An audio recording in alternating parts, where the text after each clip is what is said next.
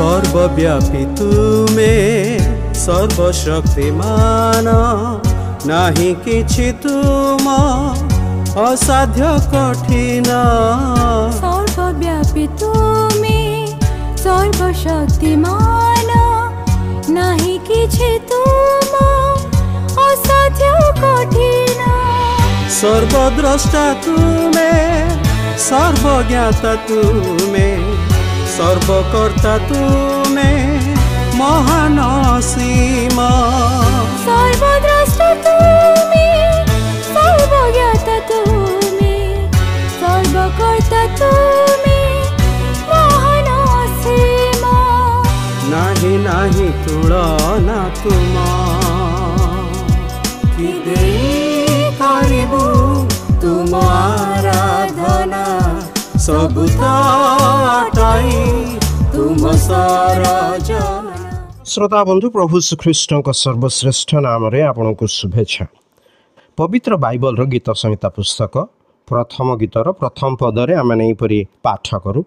जो जन दुष्ट मानक मंत्रणा चले नहीं अबा पापी मानक मार्गरे ठिया हुए नहीं किबा निंदक मानक सभारे बसे नहीं से धन्य।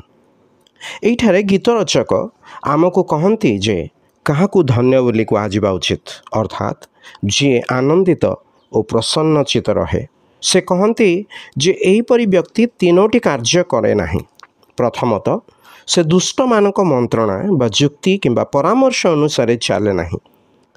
एदन उद्यान रे आदम और हवा आनंद और उल्लास थिबा बेले जड़े दुष्ट से मंद परामर्श देला।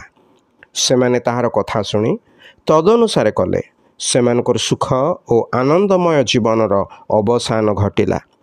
से माने पापी हेले पुणी उभय निज निजको पवित्र ईश्वर ठारू दूर करदेले। एही मंद परामर्शदाता अन्य कहीं नुहे बरं सर्प बेशरे जाइथिबा शयतान थिला। आज मध्य से शयतान दुष्ट मानकु नहीं मनुष्य मानकु एहीपरि परामर्श देई थाए जद्वारा से माने आहुरी घोर पापरे डूबी जाती तथा ईश्वर उपस्थिति दूरे जाते।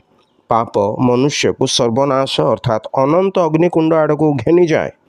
वर्तमान आमे देखिबा यार विपरीत धन्य जन कहार कथा माने से ईश्वर वाक्यर परामर्श ग्रहण करे। ईश्वर वाक्य कौन कहे? यह कहे जे केही जे विनष्ट हुअन्तु यह से इच्छा करती नहीं। तेणु प्राय 2000 वर्ष पूर्व से मनुष्य रूप में प्रभु जीशु ख्रीष्ट को यह जगत को प्रेरण कले। मनुष्यर पाप बोझ से आपे नहीं कालबरी पहाड़ रे आपना को क्रूसरे बलि कले। से समाधि प्राप्त हेले मात्र तृतीय दिन पुनरुत्थित होई मृत्यु पर जय लाभ कले। मृत्युंजय प्रभु श्रीकृष्ण ठारे विश्वासकारी प्रत्येक व्यक्ति पाप और अनंत मृत्यु मुक्ति प्राप्त हुए।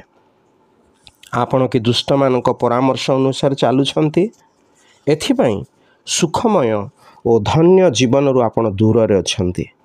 ईश्वरंकर वाक्यर परामर्श ग्रहण करी प्रभु श्रीकृष्ण ठारे विश्वास करी आपण धन्य होई पारिबे। एपरि करबा निमंते ईश्वर आपणको साहाय्य करंतु।